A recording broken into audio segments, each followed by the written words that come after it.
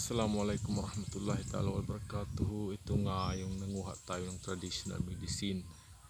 Tungkol ito, gamot ito ng high blood. Ito, pangalan nito ng punong kahoy na ito dito sa lingwahe ng Huluano ay bungluy. Ano palang pangalan sa inyo mga Tagalog yan, oh? Makikita mo yung dahon niya, oh. Bungloy ang tawag nito dito sa amin sa lingwahe ng Huluano na salita. Pero ito na nga, ito na yung mga instruction paano siya gamitin panggamot sa mga high blood natin. Unang-una, linisin mo muna itong lahat na ito, maging kulay green na siya, tanggalin mo ito, ito yung tanggalin mo.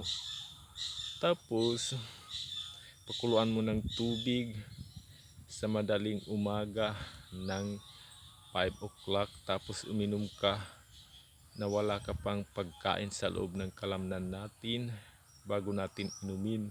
Maayos ang pagproseso ng gamot. Tapos kailangan bago ka huminto sa pag-inom ng herbal na ito, mapacheck up mo ang blood pressure, blood level mo na hindi na siya mataas. Pangontra ito sa mga high blood, itong ganitong klaseng gamot.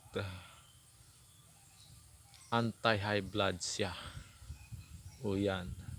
Alisin mo itong kaliskis ng balat ng kahoy na ito, tapos linisin mo, hugasan mo ng 3 beses, tapos haluan mo ng tubig 3 baso. Kailangan madami-dami siya, hindi siya konti lang ilagay mo na herbal para malakas-lakas siya mananggal ng mga high blood.